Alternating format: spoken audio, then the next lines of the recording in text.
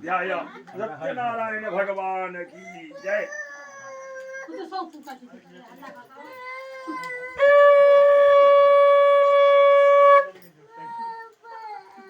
लड़की माया सदैव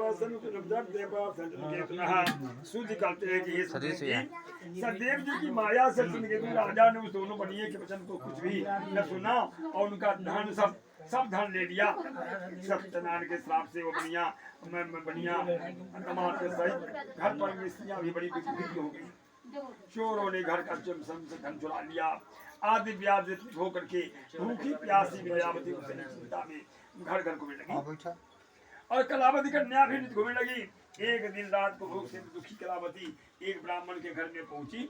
वहां पर भगवान सत्यनारायण को व्रत देख करके कथा सुन करके और पंडित मनोर से भगवान से प्रदान मांगी और प्रसाद को खाकर कुछ रात हो गए तो अपने घर में आकर लीलावती कन्या को दिखाने लगी कि हे पुत्री इतनी रात तक तुम कहाँ रही, तेरे मन में क्या है बोली।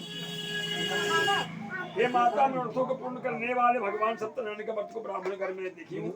लीलावती कन्या कलावती को सुन करके सत्यनारायण का व्रत को करने के लिए हुई। पतिव्रता बनिया की स्त्री अपनी कन्या से बंधु बांधवों के साथ भगवान सत्यनारायण का व्रत किया। तू सदैव के प्रसाद से भी वर मांगा। ये सदैव हमारे पति और दमाद जल्दी से घर आवेंगे। मेरे पति और दमाद के अपराध को क्षमा करने योग्य हैं, अतः क्षमा कीजिए। भगवान सत्यनारायण संतुष्ट हो गए और चंद्रकेतु राजा को स्वप्न दिखाया कि हे राजन, कल से सज्जन बनियों को छोड़ देना, उनका धन जो कर लिया है उसका दूना दे देना, नष्ट कर देंगे। के बाद राजा के सत्यनारायण ध्यान हो।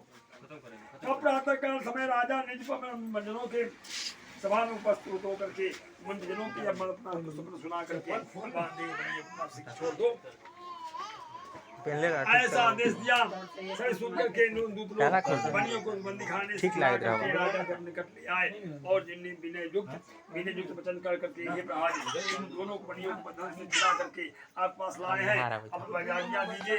उन दोनों को महाराज नमस्कार करके वृत्तांत का स्मरण करते हुए राजा ये देखिए स्वागत करता और बनिया पुत्रों को देखकर राजा सादर से बोलते हैं कि अभाग्यवश आपको मिला, आप लोग भय न कीजिए।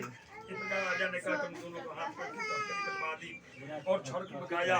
फिर नया वस्त्र दे करके आभूषण आदि दे करके बनी को अत्यंत संतुष्ट किया और ये अपना धन दिया था उसका दूना धन दे करके जाए। नमस्कार करके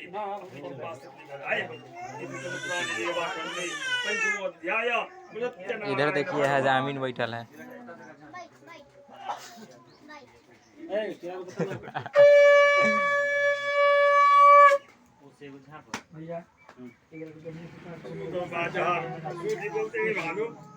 बनिया भगवान को मंगला राजा पर ब्राह्मणों को धन देकर निज घर को चलाया।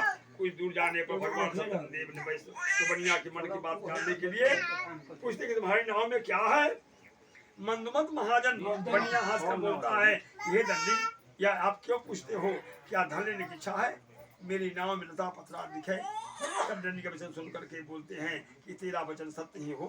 ऐसा कह करके आप समुद्र के पास बैठ गए। दंडी के चले जाने पर क्रिया कर्म के नाव को उठने करके वो बनिया आश्चर्य ये हुई नाव में दिखा मूर्छा प्राप्त हो गई, वहीं पर गिर गया। सचेत होने पर चिंता करने लगा।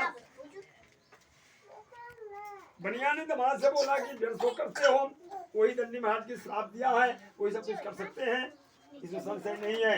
इसलिए उन्हीं के शरण में हम लोग चल चले क्योंकि उन्हीं से सिद्धि होगा। बनिया दमाद के साथ वचन सुन कर करके वो दंडी पास गए और दंडी को प्रणाम करके भक्ति से देख करके वो बनिया आदियुक्त वचन बोलते हैं कि जो मैंने आपसे कहा उस अपराध को आप क्षमा कीजिए। नमस्कार करके तब दंडी उसको रोते हुए देख करके कहते हैं कि रो मत, मेरे वचन को सुन।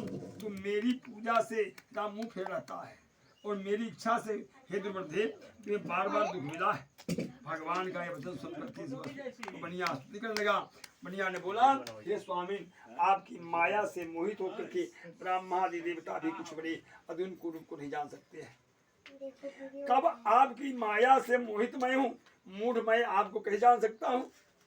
अतः हमारे ऊपर प्रसन्न हो जाइए। मैं यथा विभव विस्तार से आपका मैं पूजन करूंगा। मैं आपके शरणागत में हूँ, मुझे पहले वाला सब धन दे दीजिए।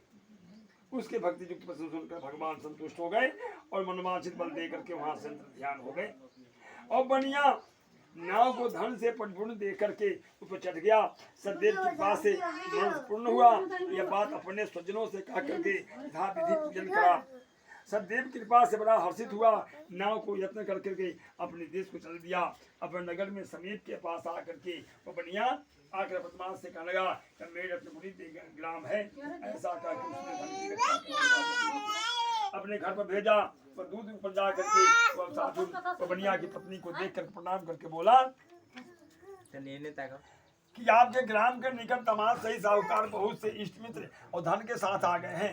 दूध के मुख से सब सुन करके बनिया की स्त्री बड़ी हर्षित होकर के भगवान सदैव का पूजन कर कन्या से कहने लगी ये वो स्वागत करता हथुन।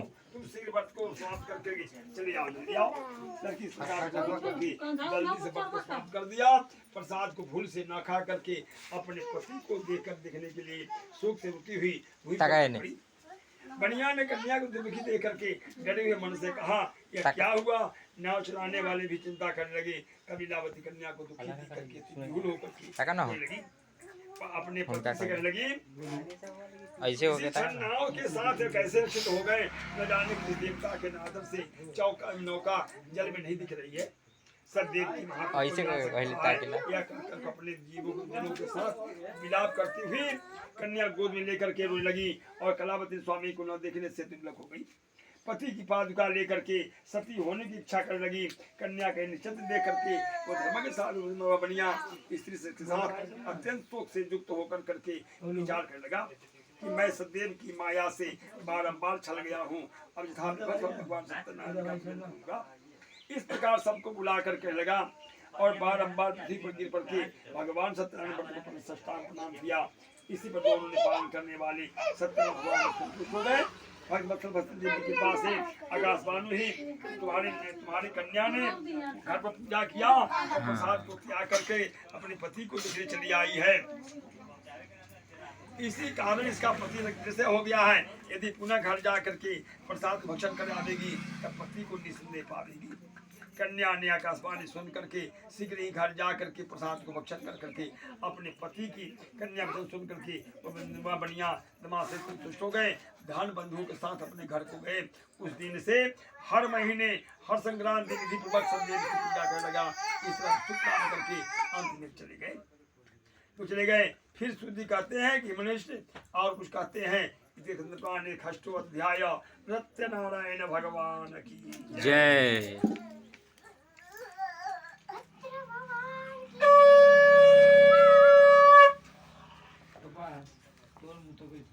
आसित राजा प्रजापाल प्रसाद देवी सूर्य बोलते हैं कि प्रजापालन में भक्त एक प्रमुख नाम राजा थे जिसने सदैव की प्रसाद को त्यागने से अति दुख पाया। एक दिन उस वन में जाकर के मृगादि अनेक पशुओं को मारा और पीछे आकर बट के वृक्ष सदैव भगवान का पूजन को देखा जिसको गोप लोग बंधु बांधव संतुष्ट से करते थे। अहंकार से राजा वहां न गया और सदैव को प्रणाम भी नहीं किया। जब गोप लोग प्रसाद को देने गए तो राजा ने प्रसाद को नहीं लिया। कब गोप वहां प्रसाद उसके नाम पर रख के चले आए। राजा ने प्रसाद का अनादर किया। इस प्रसाद का अनादर करने से उन्हें पाया। राजा के 100 पुत्र थे वो सब